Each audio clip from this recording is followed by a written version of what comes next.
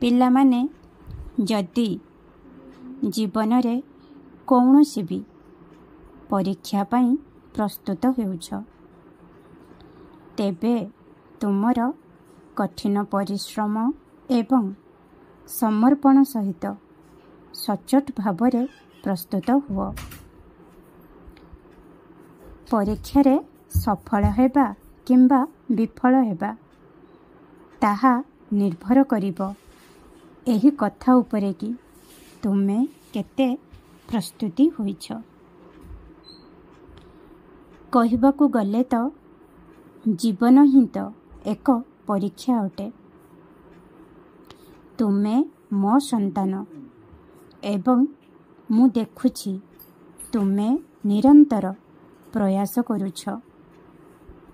ସେଥିପାଇଁ ମୁଁ କହୁଛି କି ମୋର ତୁମ ଉପରେ ପୁରା ଭରସା ଅଛି ଯେ ତୁମେ ଜୀବନର ପ୍ରତ୍ୟେକ ପରୀକ୍ଷାରେ ଉତ୍ତୀର୍ଣ୍ଣ ହେବ। ଶେଷଥର ଯେଉଁ ଛୋଟ ମୋଟ ହାର ହୋଇଥିଲା ସେଥିପାଇଁ ସାହସ ହରାଅ ନାହିଁ, କାରଣ ଏହି ବିଫଳତା ମଧ୍ୟ ସଫଳତା ଆଡ଼କୁ ଏକ ପଦକ୍ଷେପ ହୋଇଥାଏ।